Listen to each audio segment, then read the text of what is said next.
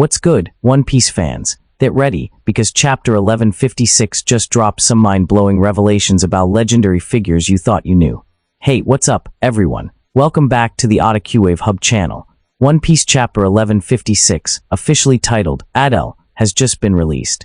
It gives us some new insights into the pirate King Roger. Turns out, even that great man had his flaws and bad habits, just like any regular guy. Meanwhile, the Dark King Rayleigh made the whole world envious by marrying a woman admired by thousands. Beyond the personal loves of these legends, the chapter also features epic youthful clashes between Garp and Roger. If you were hoping for a full-on God Valley flashback, I'm sorry, this chapter isn't focused on that. But if you're a Garp fan, it's definitely worth seeing. On another front, Xebec is still working on his plan to conquer the world. However, he needs two crucial conditions, and both are tied to Elbaf. It seems King Haro's persistent refusal is why Rox had to risk attacking God Valley. If Haro had agreed earlier, world history might have been completely different.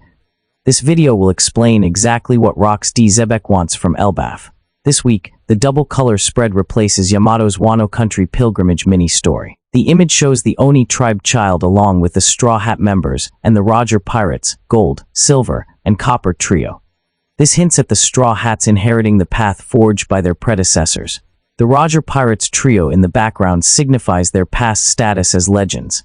In the foreground is the younger generation, with Luffy at the center. Other crew members are on his shoulders or in his pocket. Notably, Nami is drawn larger than the others, emphasizing her special place with Luffy.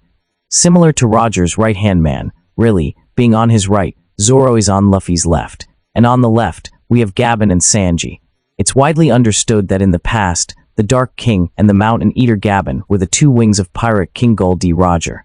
Now, Zoro and Sanji are considered the two wings of the future Pirate King. These two young men are set to play a role similar to the Rayleigh-Gabin duo. Moving into the new chapter's content, it actually doesn't focus on the Rocks Pirates or God Valley. Instead, it introduces young idols. According to the narrator, over 40 years ago, the Kuja Pirates were incredibly famous, making them impossible to ignore in this story. The Kuja Pirates were like an idol group. They were renowned because their crew was made up entirely of beautiful and strong women, and they had a massive global fan base. In fact, anything related to the Kuja Pirates members was highly sought after, even their wanted posters. For regular pirates, unless you're a hardcore fan like Bartolomeo, people usually just glance at their posters before throwing them away or discarding them. But for the Kuja Pirates, fans would aggressively hunt down their wanted posters to frame and hang in their homes.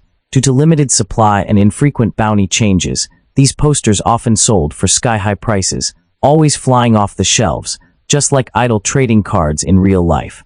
Being photographed by tabloids or stalked by perverts was a regular occurrence for the Kuja Pirates. At this time, the crew included 3 Amazon Lily Queens. The first Empress of Amazon Lily and current Snake Princess, Gloriosa, was the captain of the Kuja Pirates. Shakky, also known as Shakky, served as her right-hand woman and was also the future captain and second Empress of Amazon Lily. Another member on board was the third Empress of Amazon Lily, Toritoma. However, Toritoma was still young and an apprentice on the Kuja ship at the time. Young Toritoma's face looked quite similar to Boa Hancock, though it's unknown if they are related. Shakky was especially adored for her absolutely stunning beauty. She was on a completely different level compared to the other crew members. Even Empress Gloriosa couldn't compare. There's a scene where Toritoma brings fan mail to her 2 seniors. Gloriosa was initially boastful about receiving a whole sack of letters, but she immediately slumped when she saw the sheer volume of fan mail for Shakky, enough to fill the entire ship's cabin. This clearly shows how immense Shakky's appeal was. No man on earth could resist Shakky's beauty, not even the Pirate King. And so, one day, the Roger Pirates and the Kuja Pirates encountered each other on the Grand Line. This happened because Gol D. Roger wanted to take Shakky with him for a Davy-back fight to win her. However, Shakky flat-out refused. In fact, Roger was even beaten by her until his head was swollen. The Roger Pirates members didn't know how to react in this situation. It turns out, even the Pirate King was a simp, just like Sanji. He couldn't compose himself in front of Shakky's mesmerizing and deadly beauty. But Shakky declared, "I don't belong to anyone." The narrator speculates that if Shakky had eaten Hancock's Miro no Mai at that moment, pirate history would undoubtedly be rewritten. However, unlike Shakky, Empress Gloriosa was completely smitten with the Pirate King. She rushed forward to hug Roger tightly. "Oh, are you in love, Roger?" Roger then tells her to move aside. "Gloriosa, you're blocking Shakky." This was an insult, even worse than how Hancock felt when Luffy wasn't swayed by her beauty. Roger not only ignored Gloriosa's affection, but also shooed her away simply because she was obstructing his view of Shakky. Extremely enraged, Gloriosa immediately ordered the Kuja Pirates to attack the Roger Pirates. Of course, this wasn't a truly serious battle between the two pirate crews, because so many Roger Pirates members were charmed by Shakky, making them unable to fight properly.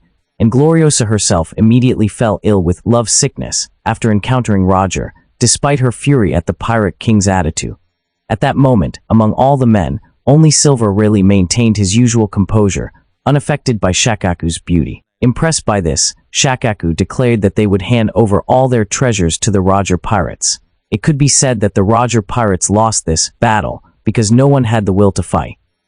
Logically, everything on the ship should have been taken, but Shakky told them to keep it, saying she didn't need anything. Then the crew departed.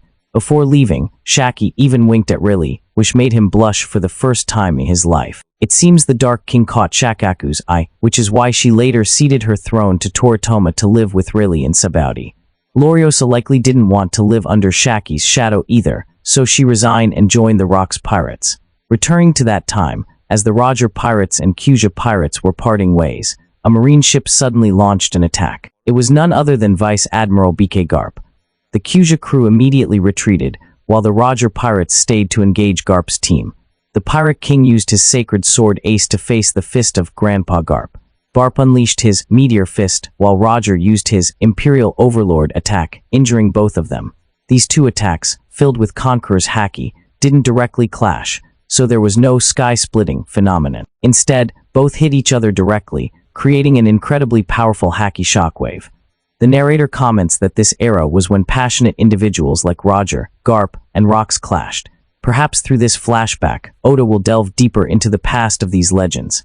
Meanwhile, in Elbaf, Loki ventured out to sea alone to find Rock, but his ship sank, and he nearly died. Fortunately, he was rescued by a fisherman. He even complained to the old man for saving him, asking why he didn't just let him die. Seeing this, Miss Ida offered to invite Loki to live with her and Hadruden in the underworld. Both Hadruden and Loki refused. However, Loki still ended up staying in the underworld, while Hadruden returned to live in the overworld. Because Loki still strongly intended to join the Rocks Pirates, he decided to wait there. If Fox D. Xebec ever visited, Loki would surely set sail and return to piracy. Back on Hashinasu Island, there's a troublemaker causing chaos. He's a gang boss named Ko, and a rival of Shakky in the underworld. Later, he also joined the Rocks Pirates and became known by the nickname Silver Axe. Silver Axe Ko is a large man with a massive tattoo on his back. He wears traditional Wano attire similar to Shakky's, with an axe motif on his shirt, sunglasses on his face, and a huge axe on his back.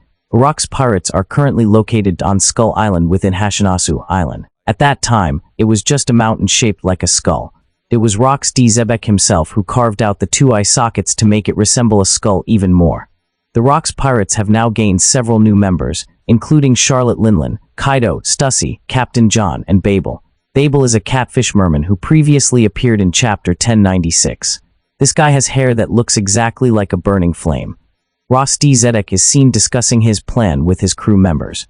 Ross D. Xebec's ultimate goal remains to destroy Mary Geoise, abolish the world government, and establish a new order.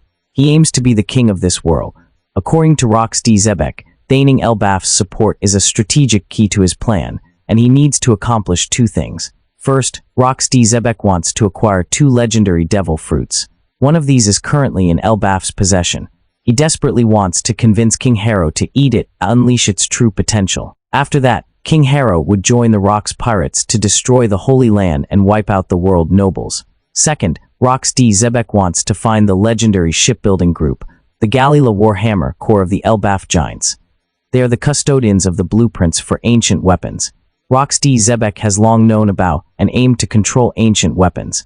But Ross D. Xebec isn't the only one with this objective. Big Mom is also currently searching for the Galila Warhammer Corps, but she hasn't found any leads, which is why she approached Rox. Ross D. Xebec continues to persuade his members, saying, "Elbaf is the crucial factor in seizing the Holy Land. You don't believe me? Then go your own separate ways. Whether or not you follow me on that fated day is up to your own will. But if you've decided, then be ready. I will show you the pinnacle of this world. Chapter 1156 temporarily concludes here. Next week, Jump will be on break due to a national holiday in Japan. As for Chapter 1157, it's basically a hit-or-miss situation. And that's the detailed breakdown of the latest One Piece Chapter 1156. Thank you all for watching the entire video. Don't forget to like, share, and subscribe to support Otakuwave Hub.